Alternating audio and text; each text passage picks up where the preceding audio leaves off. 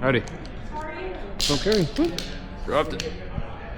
A little chilly out there. Either on the iPad or...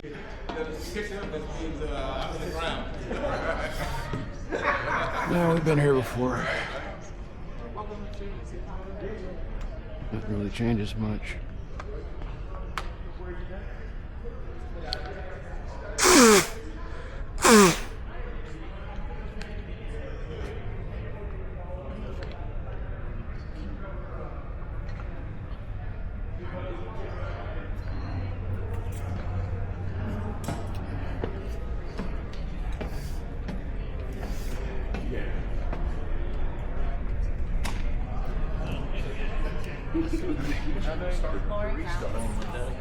Yeah, I know. How you doing, bro? There's no. Good, good.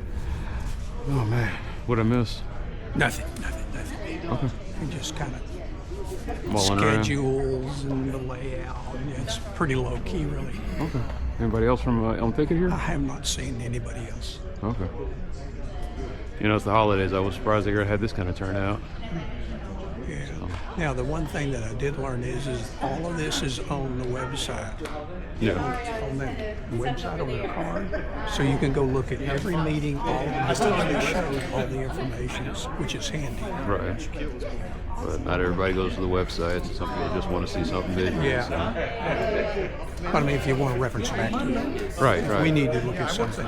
Yeah. The information is there. Right. You see anybody from Candy's Dirt on Mimi? Okay. I didn't see anybody. Been through the thing I know already they- today? I know they chose the ungodly one where it's just a whole bunch of concrete that loops over the thing. I think that's what they said they were leaning toward. Oh, you talking about the road? Yeah. That is under study. I asked Austin about it, and Okay. he said that's still being studied. How is that actually going to work? Yeah. You know, it is a proposal, but it's not cutting. That part's not cut in stone yet. No, because they saw how much that price tag was going to be, trying to Well, go just over. even with the price tag, do you have data that shows that you need to put Johnny Jackson? going east to that volume? Yeah. If 85% of the traffic is coming from the west, why do you want to build a road that sends people to the east? See what I mean? Right. It's not economically Right. They think. prudent, I would say, that you would spend the money that way. They're still thinking about that. Yeah. That's Everything but transit. well, you know, it'll always be the challenge of this airport. It will have one entrance and one exit, Yeah. and It wasn't built for this. This was a thing that was made in the 1950s for the jet setters, you know, so it wasn't designed for this. But I mean, like I said, do like other places do. Like the guy from Mexico was saying, you know, they got it to where they just everybody gets trammed in, bussed in, you know, biked in. But cars ain't, you know, there's, no matter what you do, you're just rearranging deck chairs on the Titanic. You can't get that many cars pushed in there. It's too much volume. It's just like that mess they got on Mockingbird. So, see how they get that going. yeah. All right, let me get started. All right. Well, I'm gonna putter on off. I made the tour, so Yeah. I mean, it's the holidays, and it's kind of sneaky the way they did it, right around 5 o'clock, and well, you know, and it was really kind of okay, but the light went out down here. since this morning. What, really? Yeah, because I was coming back this way after I was doing my task in West Dallas, and the light was just blinking like that, and I was like, okay. And then I came back from John Eagle Honda around 3 p.m. and it was blinking like that, and I was like, somebody's gonna be ticked. Well, I came from the north, and I was able to get off and come down that service road on the side to Yeah. get here because it was stacked up. Well, they fixed it, and the guy from Transit, he was not happy because he was sitting up there trying to do the box and everything. And I've seen him before. He works, you know, he goes in my area, and I think he was telling me they only got 2 transit guys for the entire city. One does north, one does south. Yeah. And they make $1 million a year each. I guess so. I mean, How do they not work 100% of the time? right. Cut this place in half, and you got 2 guys. 2 guys. Yeah. Jiminy Christmas. And I mean, sometimes I put in transit reports. I put in one on Shorecrest. They had this pothole that's been sitting there as you pass Reeves, and I was like, somebody's going to fix this, right? Somebody's going to fix this. It's getting worse and worse, so we'll see what they do on that. Well, I wonder I would be curious if they have those two guys training people underneath them to have the capabilities. Put a team together. Yeah, well, it's money. They You don't got- want to pay for the FTEs, and so You got the body count. You already have them employed, so train them, and then when you train them up, then you can split them all out. yeah. And so they were saying there was a lot of no-shows too. So I don't know. It's the city. There's always something going on around here. Yeah, yeah. I'm starting to realize there's some interesting stuff going on with some apartment people and some authorities that should be doing what they're supposed to be doing, but they're not. That's a whole nother issue. So, welcome to Dallas. Yeah, no shortage of them, is there? Yeah, I keep forgetting that this, like I said, at one point this was a Klan city, and then at the other point it was a mob city. So there's always been some dirt. Yeah. All right, dudes. All right, man. Take care. Happy holidays, by the way. Huh? Happy holidays. You too. Yeah. Hi, welcome. Hey. Kristen is kind of starting our rotation, the lady in the white blazer. So Okay. if there's anything you need, just let me know. Okay, thanks. Yeah. So it's been great. Hi, good to see you again. Hey, how's it going? Good. Yeah. So, All right, you ready to start? yeah, sure. Okay, cool. So, 5th of 5 public meetings. This is where we're kind of going through the final master plan elements that you haven't seen just yet. As you're well aware, we've had an elaborate public outreach process. And today, what we're going to be going through is what you haven't really seen is that implementation plan and the financial feasibility of that preferred airport development plan that you'll see on that next slide. The airport layout plan has been submitted to the FAA. It's under FAA review right now. We're hoping for approval. As you're well aware, there has been a government shutdown, so that's been looming, but we're hoping that it'll be approved fairly shortly. We're under the final stages of documentation. Hi, good to see you. We're committed to sending the documentation to the Department of Aviation at the end of this month. So after they have a chance to review it, we hope that it'll be uploaded for you all in Q1 of 2026. Which is Next Like January fourth- through March. Okay, January through March. Yeah. So that's kind of where we are in the process today.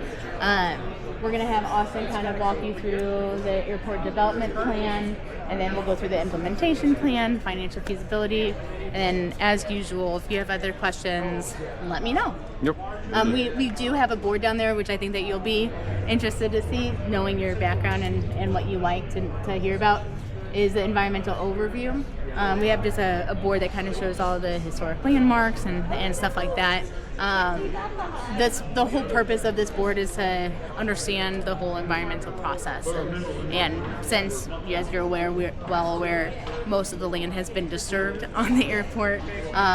There's nothing really shocking that you'll see on that exhibit, but it's probably good. I think that you'll like it. Okay. Not a lot of people would be that interested, but I think that you'll really like it. And then one thing I probably forgot to mention that you'll appreciate too is we do have a financial or a sustainability and resiliency chapter within the master plan. The airport just recently completed a sustainability management plan, I think is what the title of it's called. And so we reference those things almost simultaneously for each of the projects that have been identified. We say how they can incorporate the sustainability management practices within each of these projects. Okay. So I think that that's something that you'll be interested to look at when Right. it comes out. Okay. Yeah. All right. Anything about the observation deck or the that little green thing they got over there? You know, there hasn't been anything in the master plan for that because we didn't really look at anything outside of that terminal area. Right. But we did have it documented, and what I had been telling everyone is the public comments are part of the final documentation, and so it's part of the public record. We'll have a section within the document that is just public outreach and kind of what we did for the public outreach, and then there'll be an appendices that shows all the comments. So if you have a comment like that, it is public record, so I think that is a good thing to Right. continue to advocate for. Right. Okay. Yeah. All right. Yeah, good to see you. You too. Yeah, thanks for coming. Yep. quite welcome. Then just our next board right here, Lane should go over how we implement. Hey, Austin. It's good to see you. How you been? Pretty good. How y'all been? Good, thanks. See, I got the stuff on Mockingbird and everything else going on. So Yeah, and that's just the city doing the rehab of Mockingbird. That's not this L1 stuff. That's just repairing the existing roadway. Okay. And I was told that the L1 might be changing because they're rethinking that. Well, because everything in life's negotiation, right? So we're looking at, we don't own this section of property, and then of course you've got this situation here where this is actually Transportation Public Works area, North Central Texas Council of Governments. Plus, there's a lot of businesses here that could be adversely impacted, right? So we have to solve for the demand at the intersection. And at a planning level, this is what worked. Okay. But this has to continue to be massaged, and the final result may look different. Okay. But we know that we eventually have to do something. So ironically, something that needs a lot of concrete, nothing is set in stone. I like it. Yeah. I like it. But moving in, again, we've got the other things that are still at this level, not completely ironed out, is right here we have the rental car facilities currently. So what's going to happen there? And then we have a lease to own here. What happens with this? So do all the rental cars move here into a consolidated rental car facility? Or do we do a solution here, and does this become off-site remote parking of some sort? So those are still elements that are being worked out with our leadership team. But we've got the split level, true split level with the new terminal head house, dedicated ground transportation, new parking garage. There's a couple of elements currently in this location that get moved over here, which necessitates our airfield maintenance to move over here off of Shorecrest, but they needed more space anyway. To help with the bump out of the concourse, 2-foot bump out. We're going to have, we just got some work to do here on the ramp apron, just moving hydrant fueling. This is creating additional aircraft parking there to help us alleviate congestion there. And that's about all of it. Okay. But right now the decision is not. And none of this impacts what y'all are building over here with the, what was it, the new, what was it, a fire station or an aid station or something? Oh yeah, so just here we have a new aircraft rescue firefighting station going in just here. Oh, okay. Okay. Other side of the midfield taxiway system. All right. Right after you see it. It's very, very probably No impact. And the observation deck, that has nothing. Y'all got the George Coker observation deck. Y'all getting ready to get that done, right? Yeah, with the trailer over by the circle. Yeah, it's almost complete. Okay. Cool. Have you had a chance to check it out yet? Yeah, I'm gonna go out there again, but all they got so far is they got the lights on and the sign up there. Mm-hmm. They got the pathway built, but they're still waiting for the, I guess, the big giant dome or whatever it is. They got the concrete thing sticking, or not the metal, what do you call it, the steel beams sticking out, but they don't have anything set down. So. I think that's getting ready to wrap up, so it should be soon. Yeah, but they're definitely making sure that they started putting no trespass signs, so I was just wondering if somebody's been messing around over there that ain't supposed to be. Let's see. The lady over there in that purple jacket, that's her project. Okay. All right. Oh, okay, I see her. All right, thanks for letting me know. Absolutely. All right, appreciate it, Austin. So what's your involvement? I'm the manager of aviation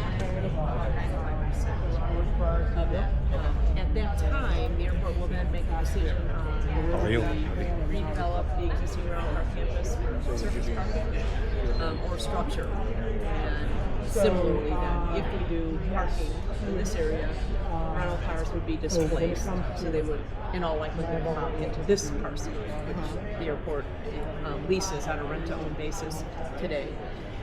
But they could opt to allow rental car operators to redevelop on their currently leased parcels and say that we, the airport, will develop a remote parking facility. So, it's in play, and it'll be a business decision as that time approaches. But we're looking at that as being someplace 5 to 6 years out, just based on this phasing.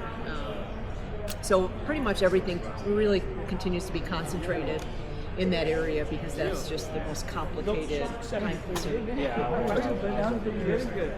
Oh, go ahead. Did you? Your taxes. Well, no operations that are non-airline are affected. So are you talking like JSX? I mean, air taxi by the FAA got excluded.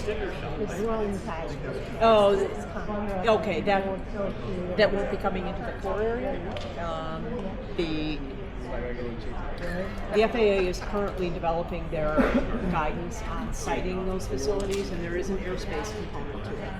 So as the airport deals with that, and it wasn't part of the master plan because we're concentrated just in this terminal area, and it's going to depend on the drone development curve because they won't be carrying passengers in great numbers for a while. And so it's going to be kind of integrated when and where it makes sense.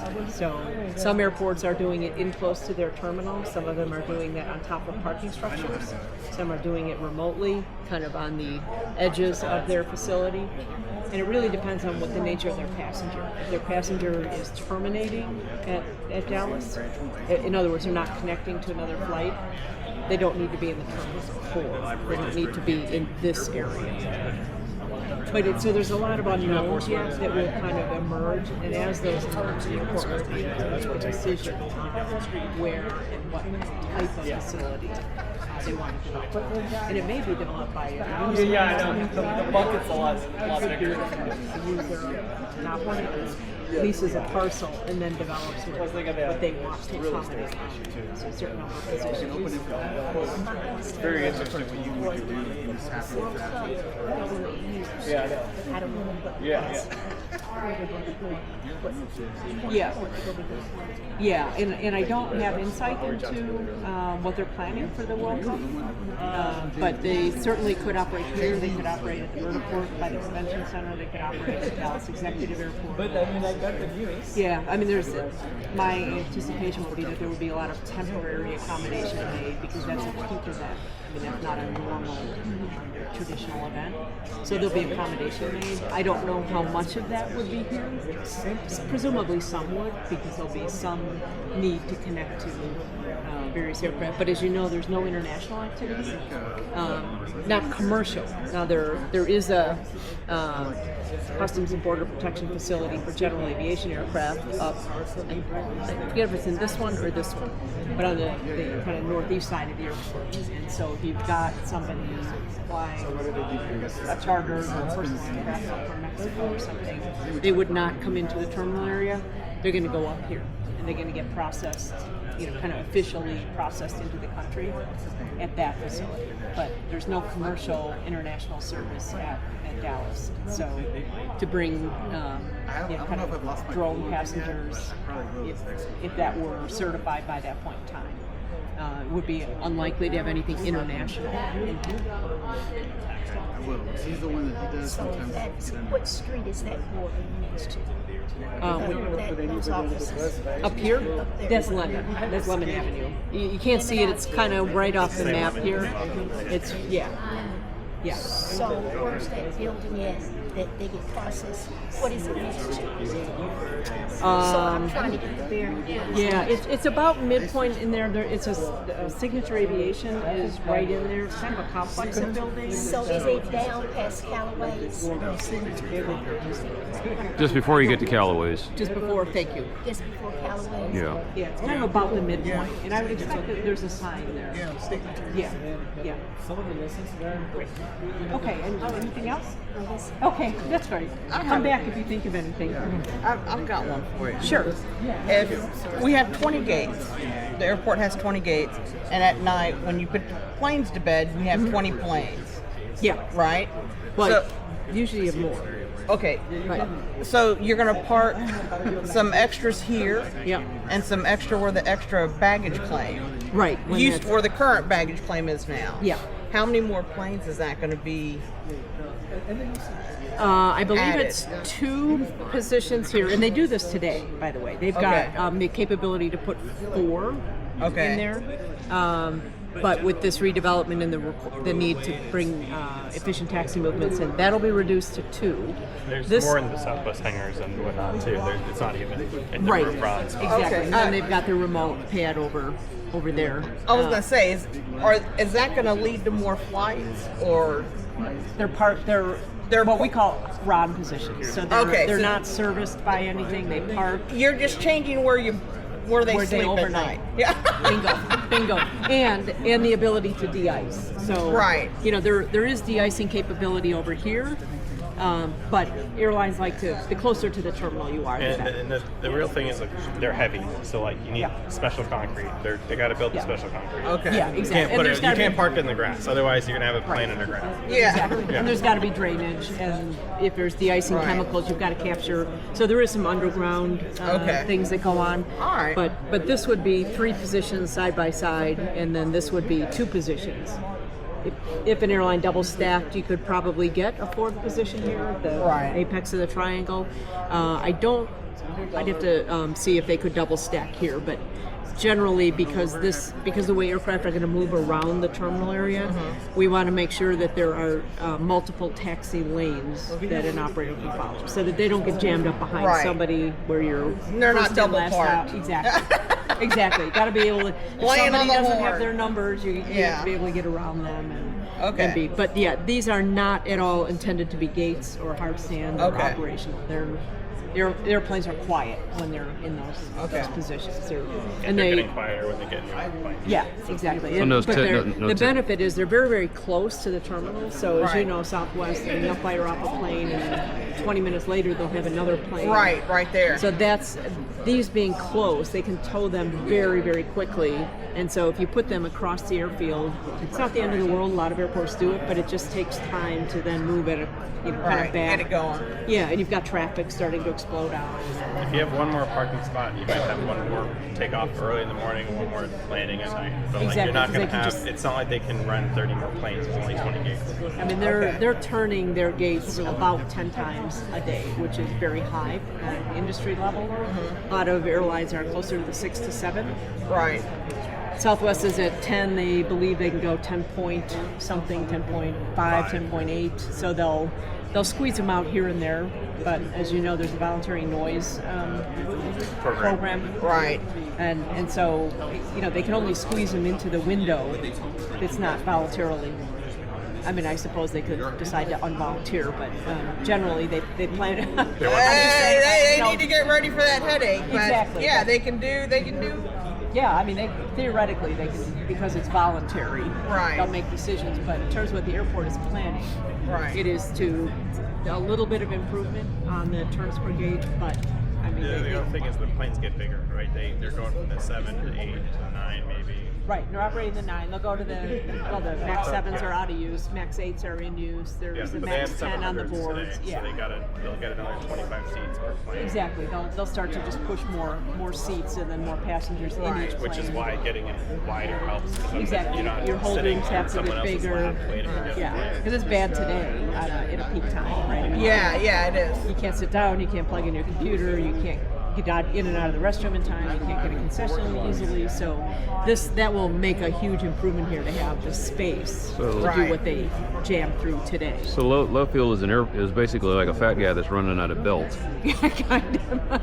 It's probably not a bad analogy, but I mean they are very efficient and they do push passengers through their system, and this is really kind of one of the linchpins in their system. Because they got to move stuff around, and it's getting to the point where you guys are going to be talking about the bad word, which is expansion. So. Well, and the bag room will move. Components of it will still stay under. No, I mean stem. the bad word, expansion. Oh, I'm sorry. I thought you said bag word. No, expansion. Yeah. So. Yeah. Thank you. You're welcome.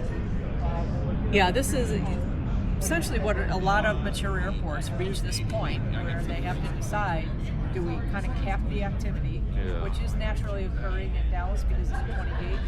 and if you were at some of the earlier meetings, you saw that forecast curve, and it goes up, but then it effectively flatlines. Yeah. Because it's 20 gates, so you can't continue to grow like that. Yeah. So, a lot of airports either decide to operate in a constrained fashion because they don't have the real estate or they don't have something they need. Yeah. Other airports, they have the ability to engage in a complicated program, and it is a lot of piecemeal to put it together. It takes a long time, but like I said, the only thing I can think at this point is they can go vertical, but yeah, that would be weird. An airport that's, huh? Well, you're right. Vertiport Yeah. could. How many floors is A1 supposed to be? Pardon, how many floors? Like, are they going to put like a third lounge space floor or something? Unlikely in the terminal, and the reason is we've got parts No, of in the A1, not. Oh, in the A1. Yeah. Probably not third level space. They are looking at clubroom space, but there is the potential that they could come in and widen the stem and kind of create some space, if you will, to capture some of that. Concessions are deficient today, so you could say, well, we'll go partial third level concessions up there, but passengers, they're not going to go up there. I mean, some will, but generally speaking, that's not a good use of space. Now, could you put some administrative space, some airline operational space? The ops space is down below, as you know, but you've got some things you can do. But I don't think that they'll go third level here, and there are some structural challenges with trying to go third level on the existing. So I don't think you'll wind up with a stepped, a taller new piece and a lower existing piece. But you've got, some ability in through here now. Make some space. Yeah, to capture but the height constraints. I mean, we're even limited on some of this roadway, what we can do due to the Part 77 and the wire vertical. So it's a confined environment without question. If L4 goes like a contract, there'll be multiple levels presumably, and then they have additional capacity, right? Even if they and potentially some of that could be public parking as well. If they, exactly, at least could go some, either way. Yeah, could it go. wouldn't have to be a full one or the other space. It could be Correct. partial, You could partial. combine them. Yep, absolutely. That has certain inefficiencies, No, of but course, of but it's course. attractive. A lot of airports are doing it, so it's absolutely not out of the question to have a joint facility. Is that a consideration of doing Conrack in the footprint of the old rental car facilities? Yeah, it's absolutely. The city has looked at all the alternatives: full Conrack, or total Conrack, total public parking, and a joint. So it's really, they know what the parameters are, and then the real question is, when do we make that decision? And you don't want to make it too early because you really want to let the characteristics of the parking demand as it rebounds. You want to understand those. Rental car operators are not quite as dynamic, but today... Well, they want other stuff. They want like washing spaces. They've got to have to be real efficient, they've got to have their QTA facilities right here. And that can get a little challenging in a parking structure because fueling, and a lot of city fire marshals don't like fueling in and around in such a public area, but it can be very, very inefficient to do your ready return here, your pick up, your drop off, and then have to shuttle a vehicle someplace else to be washed and cleaned and fueled and light maintenance. So rental car operators don't like a split operation. But it's done in a lot of places, so it's not really not off the table. But the airport will make that decision when the time is right. Obviously, like the footprint is only so big, but if there ever was a change, they went beyond 20 gates with this plan locks you in anyway. I would, there would be challenges with that because everything would be affected, right? Your parking demand would grow, your rental car demand would grow, your capacity. Hangar space would grow, everything. Yeah. And so I would say that there would be impact to this because it's been planned, programmed to the 20 gate. How much space do we need to make those 20 gates operate efficiently? Well, I mean, it's a wider building, so like maybe you could get 2 more, or whatever. Like you're not going to get 20 more, and that's right. Well, it's gross, certainly not a big number. Yeah, you might get one extra on the top and the bottom or something, right? But you're not going to get 10 right. more on And each side. this is not what I would call over-programmed. I mean, it's not programmed saying, well, what if it's we go through the numbers with this and 20 gates and 20 aircraft of this size and the concession for this peak hour and well, yeah, it's all sized according to that forecast demand. So now whether or not there's characteristics that would change in the future that you could say would allow the airport to do something, I don't know. It's not, there's been no planning that accommodates I don't that. think Congress is going to move any quicker than they have in anything. But, Right. different problems, but Yeah. like with McKinney Airport coming online, potentially, like there might be an idea that there could be more gates here. Sure, well, sure. I think that's been one of the conversations as McKinney's made their investments and things, and at some point, you know, it's easy to operate at a brand new facility that's efficient and has the ability to grow. So, And you know, I would DFW is have- expanding, and they're doing Terminal F, and they're doing A and C improvements. Yep. Yada, yada. Yeah. So there's a lot of variables that come into play, but there's none of the planning here has looked beyond 20 gates. So that's, you know, it's everything. You know, the sizing of even the curb front. Yeah, but it would be a shame if you said, "Oh, well, now we're going to do 30 gates," and now at nothing, you have to start all over again. Well, sure, but I mean, if you look at this site too, There's only you so would much say, place to right, put things. how much could you grow anything in a, you know, it's very, very tightly developed, densely developed. And phase 2 would start like roughly like what time? These are roughly 2 to 3 year windows with the idea of completion about 2032, 33. But starting like not January 1st, presumably, right? Starting No, mid- although there's always that 25. sleeper work you can do, some utility work, things that are critical to the program, but they're not real visible. And so the idea would be starting sometime in 26, but a lot of it won't be that kind of right in your face. Probably type. after the World Cup. I would think. Yeah. Yeah. Pardon? Is there a timeline for taking Garage A now? It would be very early in the program, so sometime in 26, presumably. I would think so, but the design for the replacement, Garage D replacement, and the timing of that has to be understood. Okay. But of course, the longer any delay would go on in demoing Garage A, the later longer start T1 for the takes, terminal yeah. construction. Yeah. Now, there's a few things you can do, but you know, you're limited. So there will be a lot of what we call micro phasing that occurs as the design emerges and matures and the architecture. Because like presumably you start S4 like today. Like I mean, I'm exaggerating obviously, but like S4 is.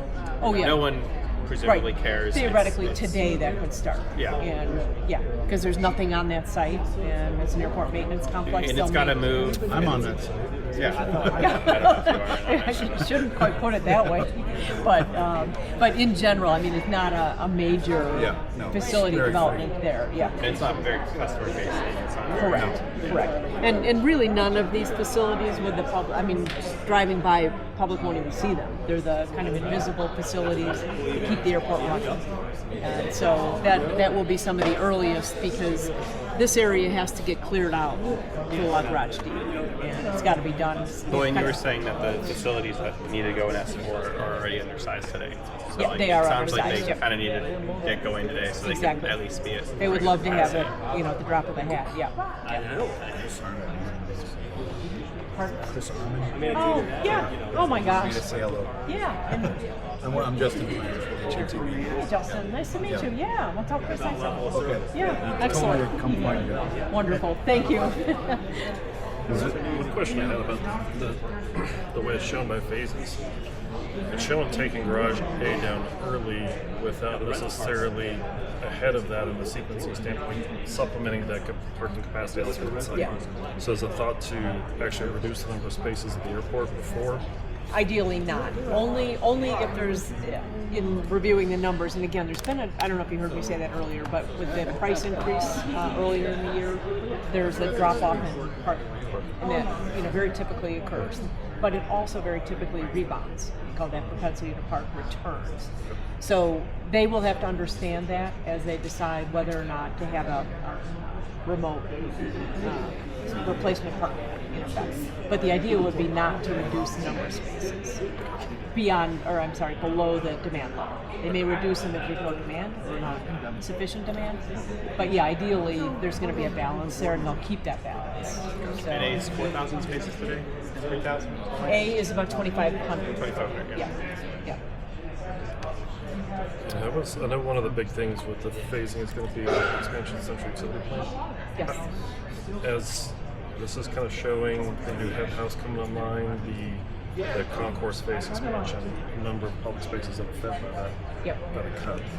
is that something that's sort of developing time to open at the same time as those other pieces? Yeah, there's a detailed study underway of the cup requirements, and those are the facilities kind of tucked back here behind the existing ticketing area. And there's the study's not complete yet, but there's two kind of tracks they can go on. One is completely rebuilt, and the other is incrementally expand the capacity of the existing cup. So the airport has not yet made that decision, but they will need the increased capacity because just the building volume. I mean, there's more volume out here. There's new volume here, and just the heating and cooling. And the system is very, very near capacity today, especially on an extended hot. Yeah, The Texas summers. Yeah, exactly. You know. So yeah, that's one of those kind of background facilities that absolutely is going to go in lockstep. We're not showing it.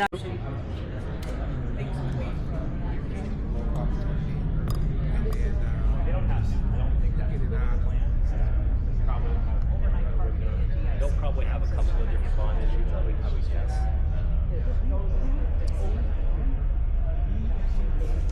But yeah, the idea is that, we're looking at affordability, which means they can pay the debt service.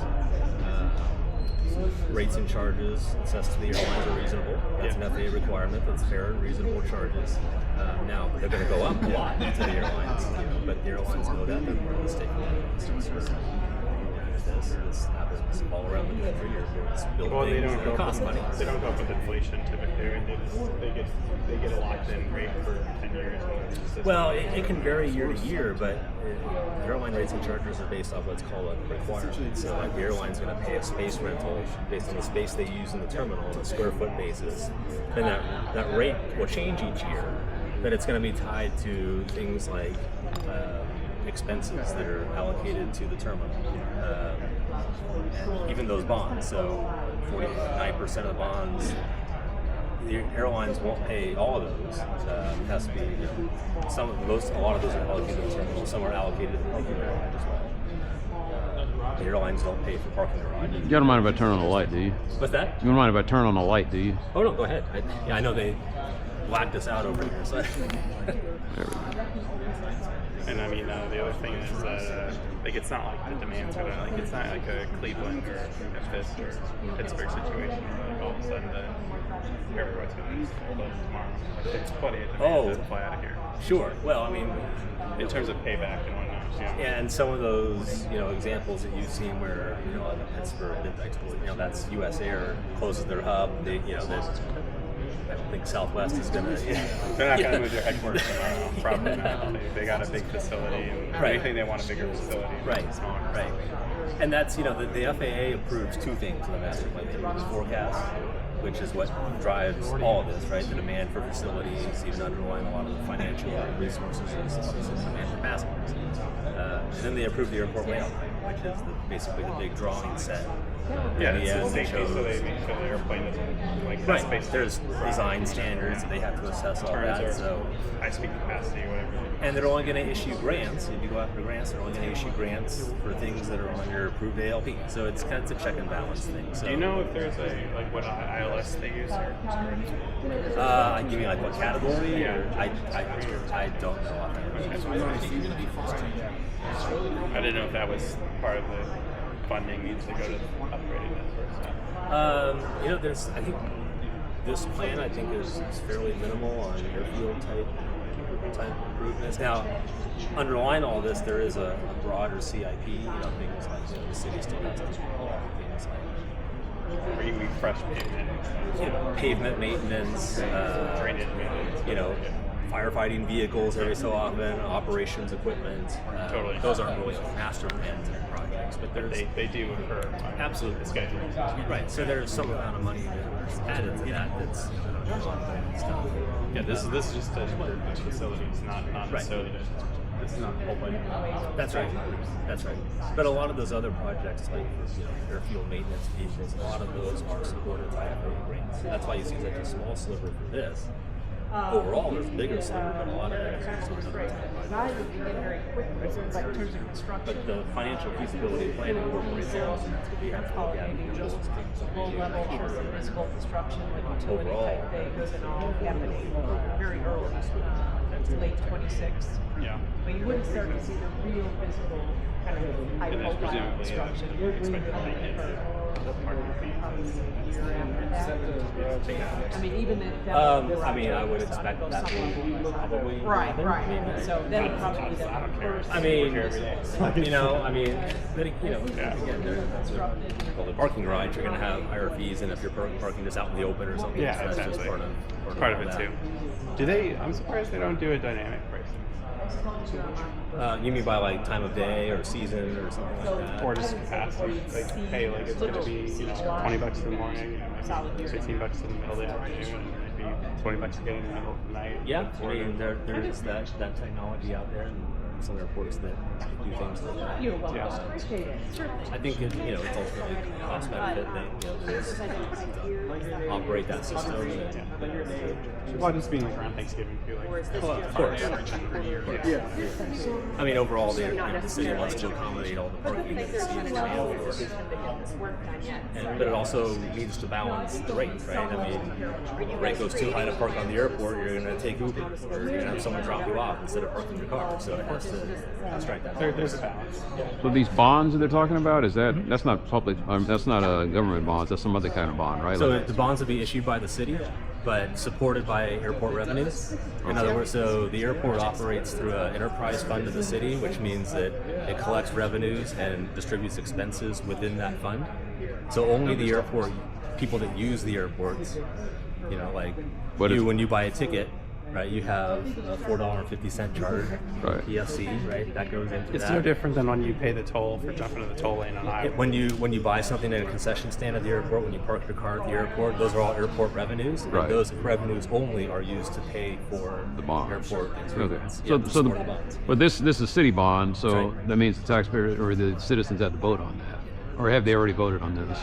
I personally don't know how the voting works within the, Yeah, they got like It a may city, not but be subject to a vote because it could be just under the enterprise. It has a agreement of some dedicated sort. funding source, and that being the airport. So it's different than like a school bond levy or like a library district or fire station.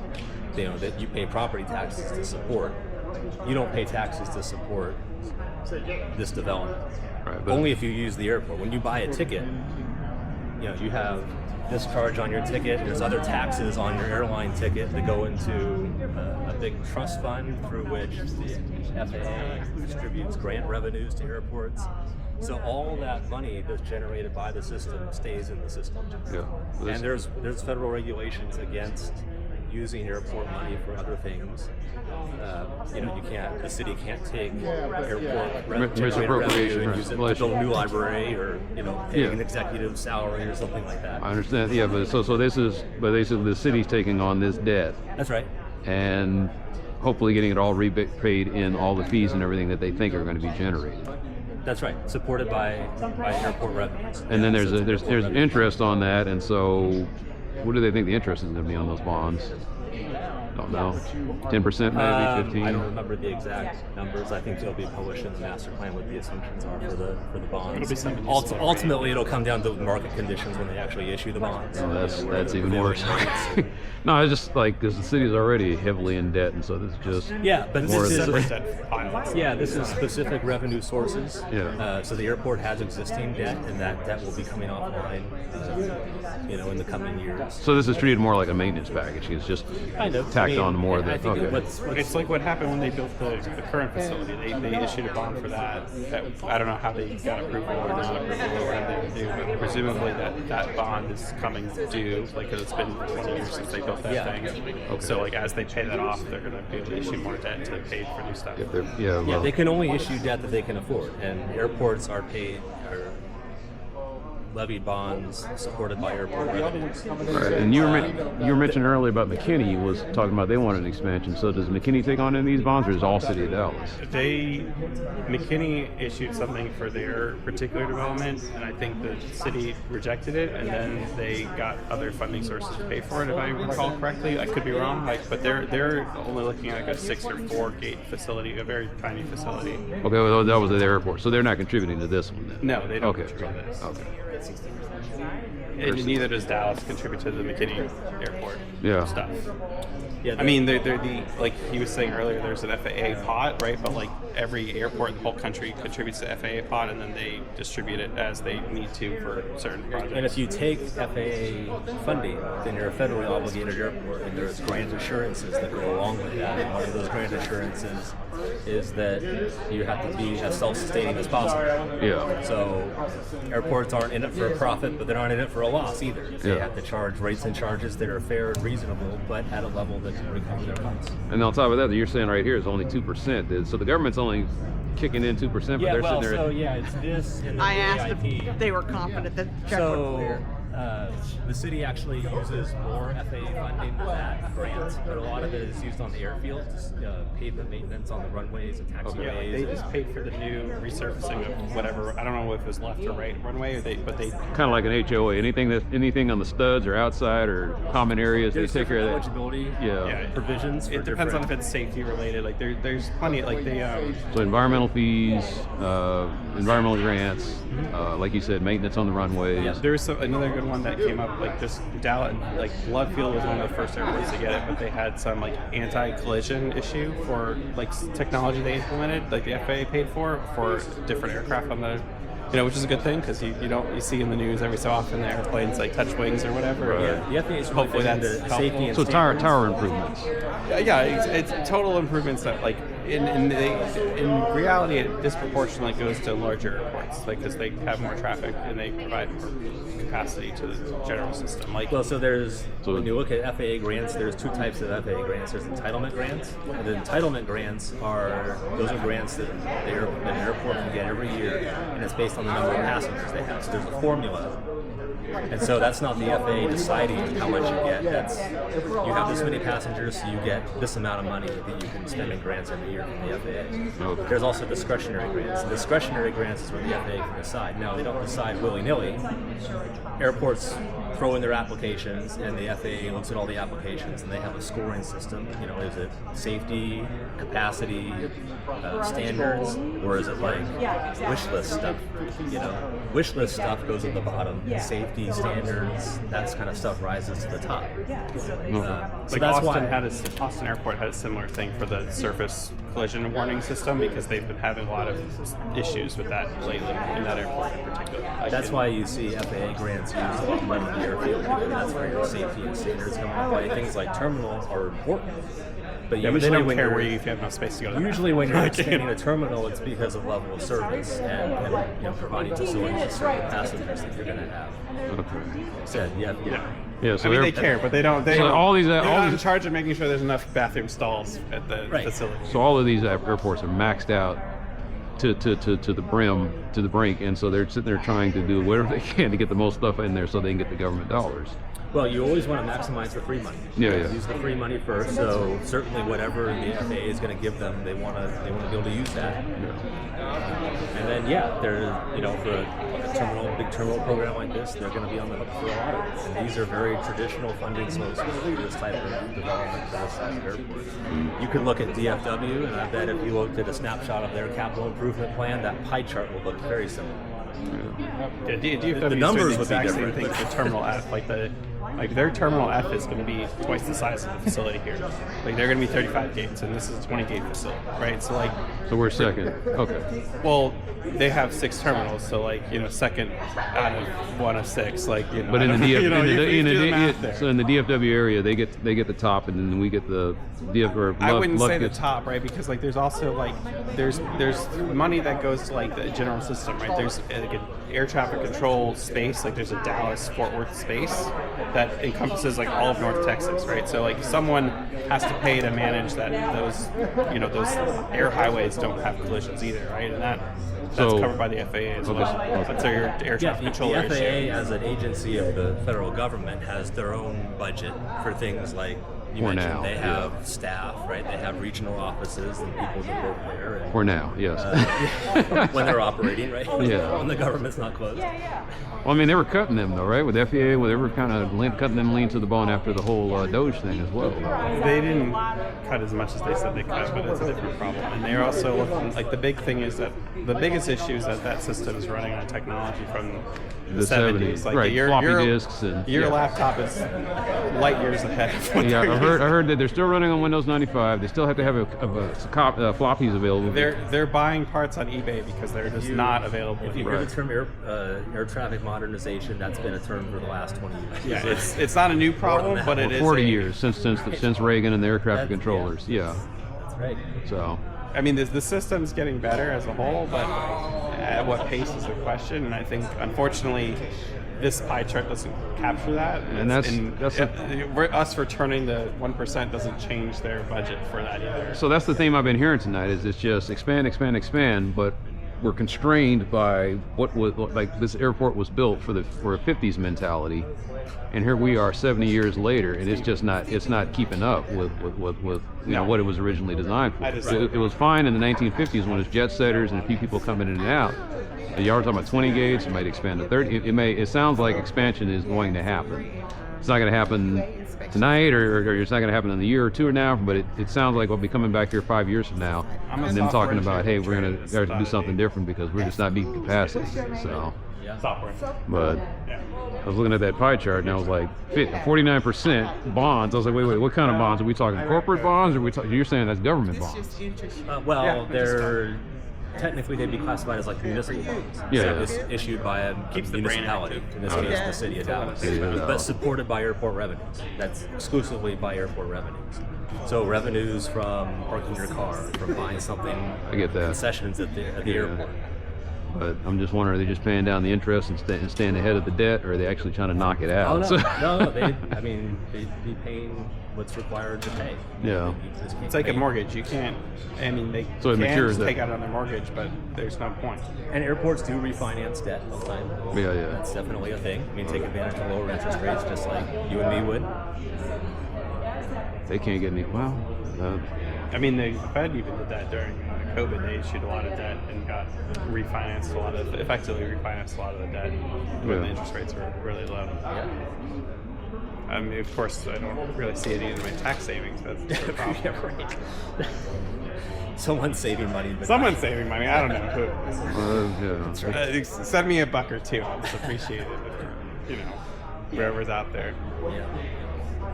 So most of the people around here, we live around the area, and that's the only thing we're worried about is the expansion, creating a lot of noise, creating a lot of pollution. I live in the flight path. I mean, the pollution is definitely. You can smell the fuel there. And some people were saying in Elm Thicket they were getting dumped on. I haven't had that experience personally. You're from Elm Thicket? No, I live in Oakland.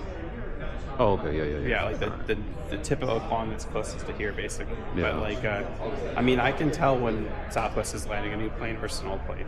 Yeah. And it's quite a bit different in terms of noise and all that stuff. And like, and I don't think that building a crappier airport is not going to encourage them to put their newer planes here. Like, that's just a fact. Right. No, they're not going anywhere. It's a market system too.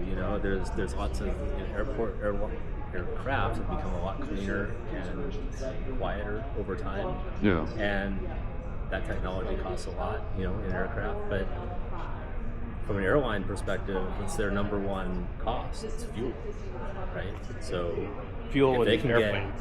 Right. I mean, if they can get aircraft that consumes less fuel, which means cleaner emissions and just less fuel burned in general. That's a big cost savings to them. The new planes are 25% more efficient. Like the Maxes are 25% more efficient than the NGs, and they hold more people, so that also helps. So like, if you can put 200 people on a plane instead of 100 people on a plane, you can more people, less flights. Yeah. Yeah, exactly. Yeah. Like, and that'll probably what it'll be. That's the theory, but the reality is, well, but I mean, but also like, I mean, do I hate the noise? Yeah, it's annoying, right? But Yeah. it's annoying that when the plane's landing, I maybe turn my TV up a little bit louder and I get to hear my show. But at the same time, I'd be a hypocrite to say I don't run in and out of this airport a couple times a month to get somewhere. So And there's nothing in this particular plan right here that does anything to noise.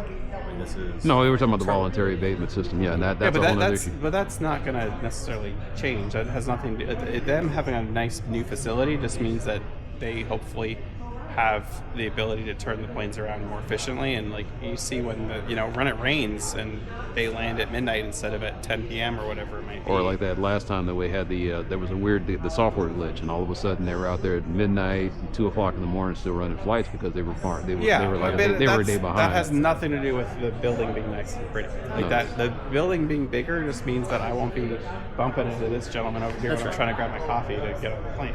Yeah. It's a level of service issue. Yeah. I mean, I think it'd be nice if you had a Conrax facility. I think that's going to keep cars like a little less traffic on the roadways. So an Economax system uses. It's just a consolidated rental car facility. So they just build a tall ass building and say, we got Hertz on level 1 and Avis on level 2 and Enterprise on level 3. So go vertical with the parking. Yeah. Okay. Yeah, it's like a parking garage. But it also means that instead of me getting on the Hertz bus or the Enterprise bus or the Avis bus, I get on the rental car bus and I go to the rental car facility. So there's maybe a few less buses just going in and around. I mean, there's a little less traffic. Have you ever gone to DFW and you go on to their rental car facility? DFW. You take a bus from the terminal out to the. Yeah, but you don't take the Avis bus. You take the bus. Right. Yeah. Okay, so they consolidated. So they do have transit out there in the DFW. Yeah, they have system. an off-site rental car facility, and something like that is a possibility. And that's what I was asking earlier. Yeah, she was saying that the parking over there that's a revenue generator for the airport. So they wouldn't exactly get rid of the parking, but it would allow them to expand. Airports have a financial incentive to maximize parking. On-site parking. So the same as the parking spot. They don't get money. The parking spot pays for the land. They pay I'm making a number up. They pay $1 per square foot no matter what. Yeah. If there's a car there or not. So, but if the airport has their own parking structure and they get paid when someone drives in and when they drive out, they don't get paid. They're paying to maintain the facility whether there's a car there or not. They'd rather have there be It more doesn't cars. necessarily have to be on the airport though. The airport has to own the parking. Well, yeah, but they own the land that the parking spot is on, right? But that's a private facility, right? They don't pay per vehicle that the parking spot uses. The parking spot pays the airport just based on they're renting X number of square feet. No, what I'm saying is one of the expansion options they could do is like Harry Hines, where the Love Connection is. That's owned by the airport, right? I believe so. So they could expand that and go vertical with that, and do like a BRT or a tram system, and just get people into the airports. And that would free up some of the space that they would have inside the airport itself. Potentially. Yeah. And so that's why I was wondering why that wasn't considered on the table. I mean, just, like that would get some of your congestion out there. That you've got all of this land just sitting there for parking. Yeah. Vehicles just sit there.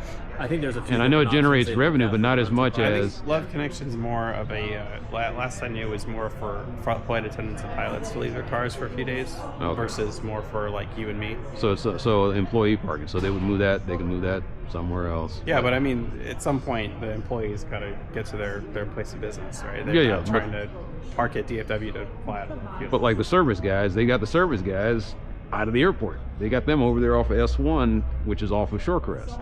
So they have to somehow to get over to the airport, and they're going to figure that one out. So figure it out. Yeah, there's employee parking on many facilities. I'm sure. Like I don't know the airport's parking layout. But like this, it's both. You'll see employee parking on airports. You'll see employee parking off airports. They'll take buses into the airport. Right. That's probably what they're going to want to do. It just depends. It just depends on the kind of land you have. Yeah. But I mean, like we're not talking about going like the airplanes, the airports.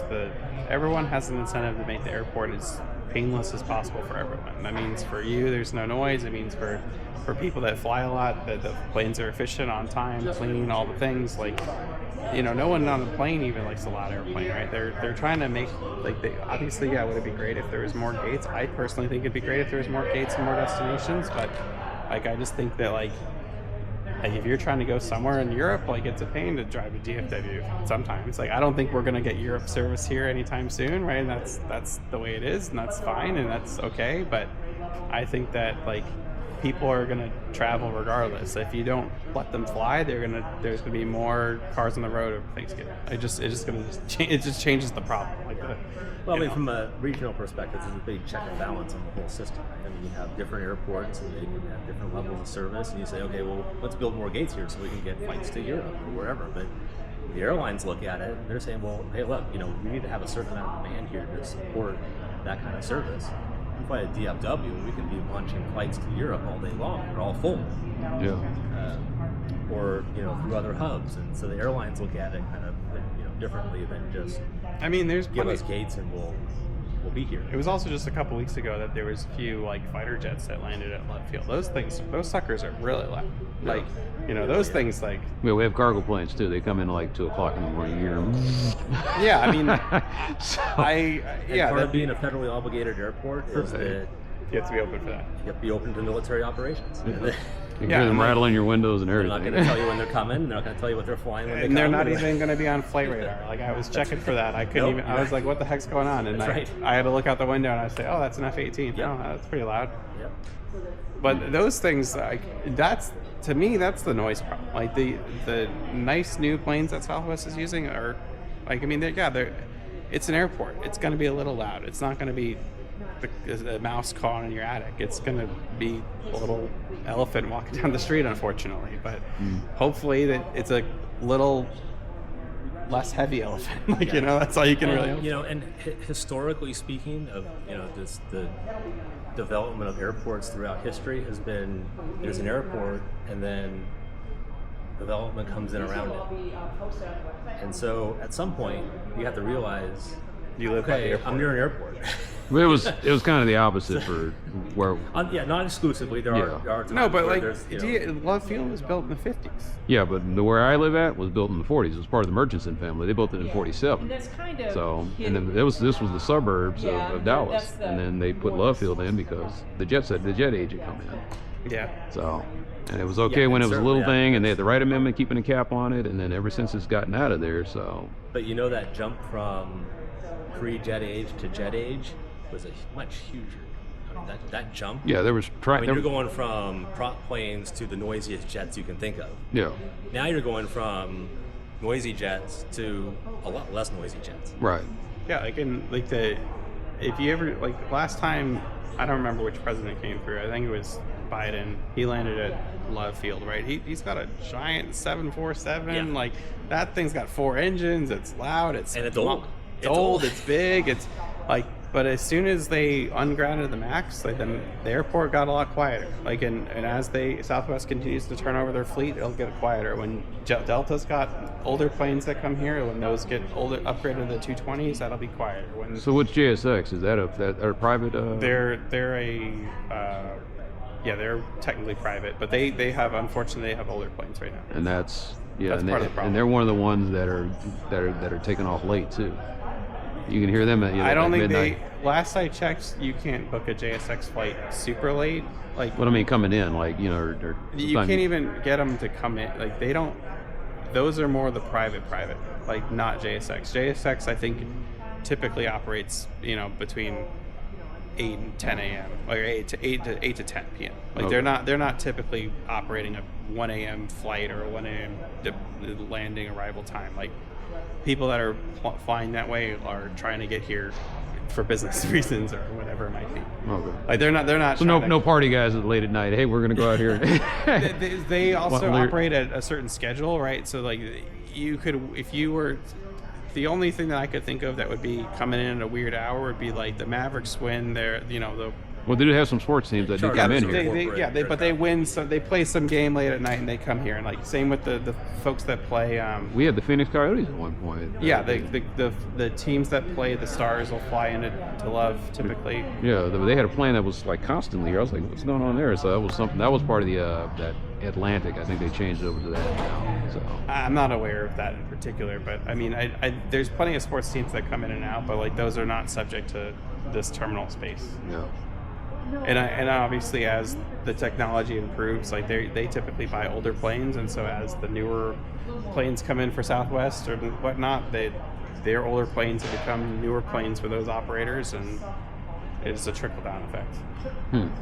Again, the airlines have incentive, financial incentive to get newer planes. It's because of cost savings. Yeah, but JSX is like Part 135, and they're operating like the E-140s and 130s or something like that, and those are older planes, but like they can only operate certain aircraft depending on different size restrictions and grant law restrictions. But like as those newer planes become available, they'll get quieter too. Like those old planes, like they're annoying to us, but they also are annoying to those airlines because they burn more gas than you burn in a month, like just in one flight, And then old jalopy with ball tires at this point, yeah. Well, I think the tires probably get replaced more often than that. No, I mean I'm making a joke about the like ball tire, like it's just wobbling around. It's like it's time for a new car. Exactly, same thing, right? But like, I mean, I live off of like basically right off of Cedar Springs, and like whenever there's some guy running down with his motorcycle and he's ripping it really loud, like that pisses me off, right? But like,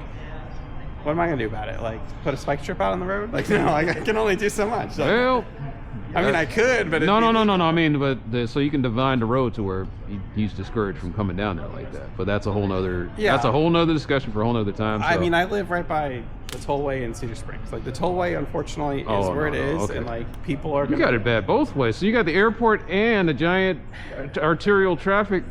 Yeah.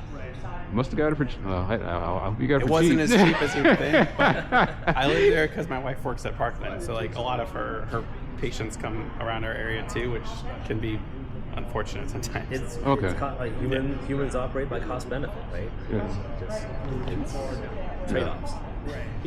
But I unfortunately get a number of packages stolen every couple of days, which sucks. But that's just the way it is. Part of the town I live in. That's just how it goes. Yeah, I'm kind of aware of what's been happening there. Yeah, it's got potential though. I mean, well, the city is waiting for that land. There's like a federal grant that built those facilities, and after 50 years they can redevelop them. So they're sitting on like an empty lot waiting for turnover. So it is what it is. Whole different issue. Whole different. Right. Yeah. Outside of the scope of what we're doing. Yeah. So what is that behind you though? What is it? Oh, that's okay. That's environmental resources that I was supposed to be looking at. I mean, basically part of the implementation process. You have the phasing and then kind of the funding plan. A step yet to go is the environmental clearance. You have to do environmental review. The gasoline. All right, let me go check that out. Do you need environmental review for even like S4 and all the little things? Maybe not everything, but. Well, it depends. Okay. There's different levels of environmental review. Anything that's going to happen on federally obligated airport property is subject to certain things. Subject to some amount of environmental, even something like doing a PFC application. Okay. Like paperwork. A study. Right? But there's categorical exclusions that are basically more or less fill out a form and just say not applicable, no impact, whatever, and that's done. Right? And it can take a couple weeks to do.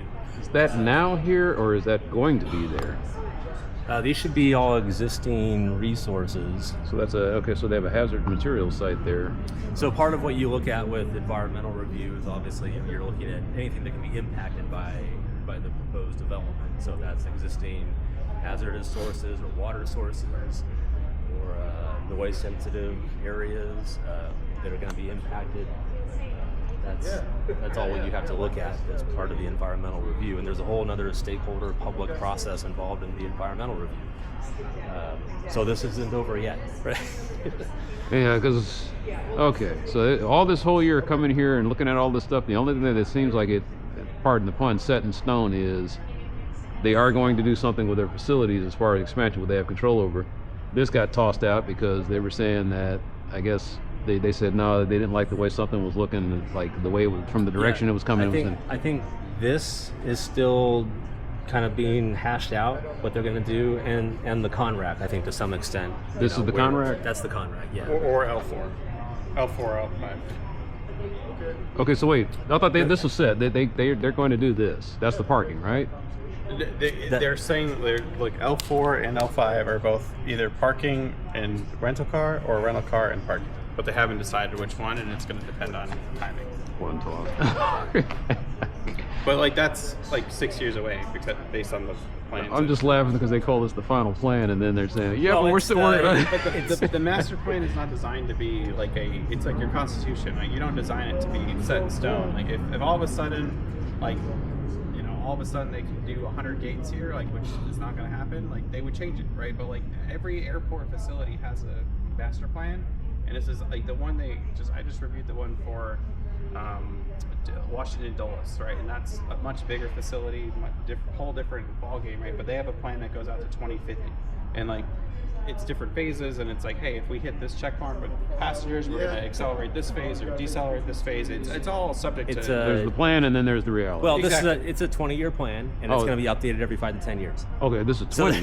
Okay. This is not a that's how you go look build at it. everything tomorrow. This is a, hey, how do this is what we could, if we could dream it, this is what it would look like.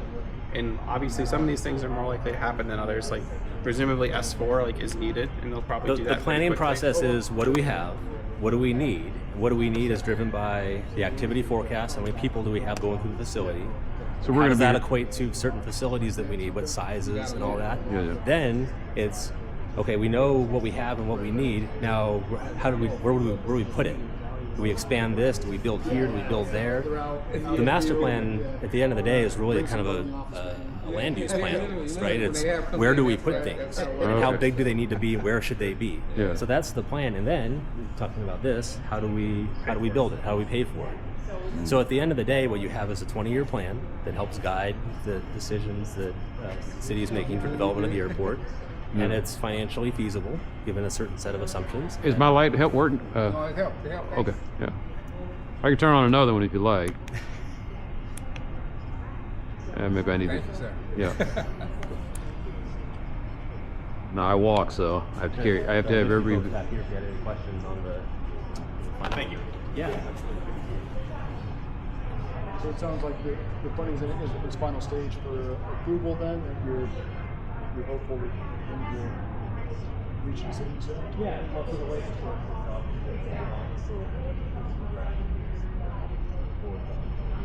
Where's the wetland?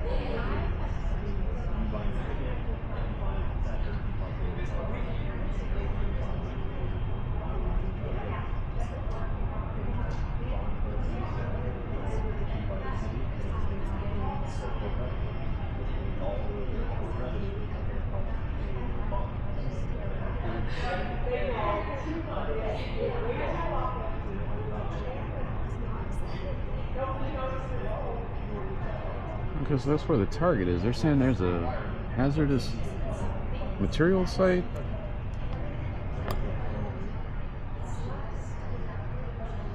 Huh.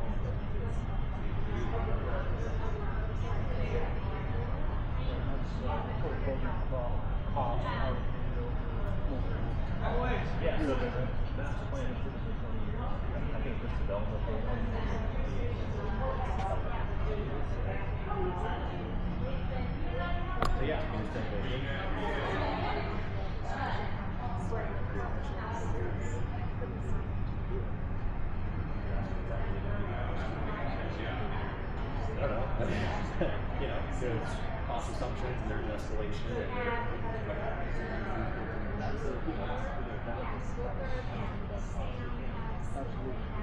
And if they can't afford it, they won't build it. That's just the way it is.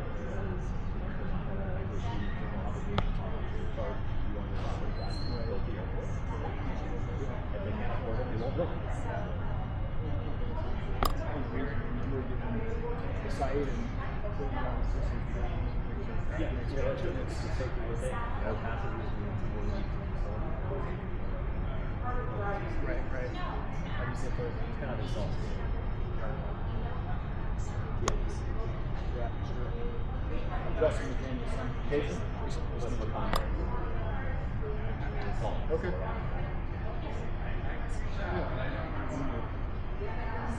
Going into the call school events. Okay. So you can't make it, go check it out. Yeah. Yeah. The education is just great. Yeah, no. Boards, but you know, it's so helpful. I'll just hear the spiel, make them say it for the 50th time. You know, I get environmental and finance. It's a big snore up there. So, yeah, of course. It's quite the setup you got. Yeah, thanks. What do they store in these material sites? Is that You just know, like... I don't know if I could tell you that. Okay. We do have a representative here from the airport in the green sweater there. He might know specifically, especially the on-airport ones. Yeah, no, I was more concerned with these. Yeah, they're in the honestly neighborhoods. Couldn't tell you. All right. You know, the environmental review, when they get to that point, will, you know, cover the things that they're building. So, you know, there isn't really showing some things here on the map that are, you know, kind of surrounding the airport, but those won't be impacted in any way by this development. Right. All right. Some research to do. Nice talking to you. You as well. Take care. Good to see you. Have a happy holidays. Yes, you as well. But it's gonna be. Yeah. Look at it. Yeah. You know, so it's we're just trying to get as much. Yeah, well, great work. Oh, sure. Happy, good. I'm glad Yeah, it's always All that. your work on display. So you solved multiple problems along the way. It's great to meet you. Yeah, see you Here around. at the concourse, I just think it's blown out, bumped out. That 50-foot bump out gets us more room for restrooms, for concession spaces, potentially private lounge, things of that nature, things that we don't currently have. A1 is just representative of that reconfiguration that's needed along the concourse for hydrant fueling for the aircraft and those things of that nature. A2 is going to be additional remain overnight parking, so we're they park the aircraft tonight, and it'll double as de-icing. So I was guessing it was de-icing because that's usually right there. Yeah, yes, sir. It is usually just right there. And then parking airplanes here and there. Precisely. So that is, in a nutshell, everything and then Colleen here, Okay. will tell you how we can sequence it off. It's going to sure. Okay. So I should go over and Yeah, speak yeah, to Colleen's Colleen. good. Excuse me. Sorry. Hey, I had a question about Yes, so these hazardous material site. What do they store over there? Or- Right. So you look at the environmental map here. You have to do it so that the transition is Exactly. So you see them in the yellow. They're in the yellow triangles and the blue triangles. Hazardous material site. So active hazardous. So most likely that's just an area that was identified as having maybe Some contamination. contaminant. Okay. All right. Because And active being they're currently reclamating used the or soil. reclamating. Yes, sir. Okay. Correct. All right. Because I was looking at this. So these are like these could be gas stations for all I know. Precisely, exactly, and that's exactly what I'm thinking here. These are probably former underground storage tanks or gas stations. Okay. All right. Because it's all lit up, It and is. I live in this area that's Right lit now, up. absolutely. Yeah. Okay. So, and then there's a couple by Bachman Lake. That This is in the that's in the water treatment plant. So it could be chlorine, it could be anything. Okay, so this is the EPA. They give you all that, and you put it. Okay, man. Might want to put something.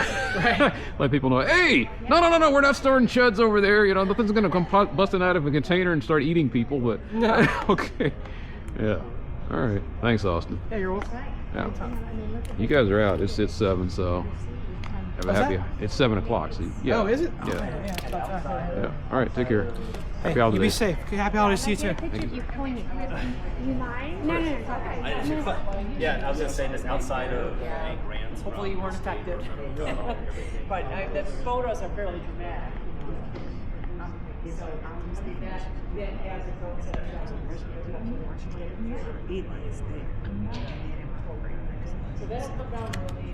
Oh, you got the card.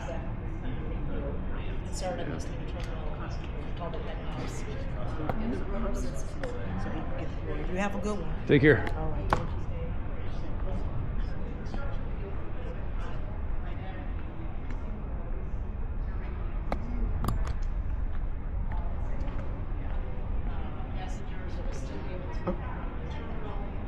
I just remember you're from the City of Dallas Environmental, right? Yes, sir. Okay, so I was looking at that map there, and they were talking about ACFR sites, and those aren't necessarily things where they're storing for airport, any kind of like airport hazardous materials. Those can be any hazardous materials from a commercial property. Exactly. Okay, because we were talking about that, and it was someone we were in my neighborhood, and I was like, wait a minute, what's going on over there? So it's like there was a gas station there. They might have a tank buried in the ground, and they're reclamating the soil, or they're looking into it. They're supposed to be looking into it. Okay. Okay. They're not gonna just do anything. Trust me. Yeah. Yeah. Because I know that when you get rid of a gas station, you're supposed to leave the soil. What is it? 7 years? I'm not sure the amount of years. Well, when they have to take all that stuff out of there, they have to take the soil out of there, and then it has to sit fallow for a certain amount of time, and then they can start building something else on it I'm after. gonna have to look into that myself because I'm not sure the time frame for that. Yeah, I remember that because they were talking about right over there off of Lemmon and Northwest Highway, they're putting in that quick trip. They've been talking about putting in the quick trip for the last 10, 15 years. So they were going to turn it into something else, and they said, well, we can't do that because you have to sit there and take that. When we take that stuff out of there, we take the soil out of there, and then it has to sit there for a certain amount of time to make sure that everything leaches out. And it was You're teaching me something. And I thought it was 7 years, but maybe they changed it. I will find that out. Okay.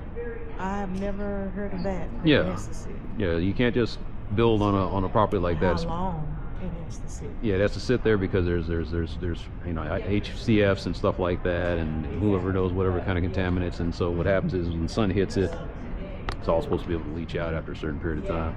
Wow, they say knowledge is powerful. Yeah. Science. Okay. Science. Yes. All right. Yes, sir. Y'all Take take care. Yeah. Well, that scares me. Oh my God, that scares me.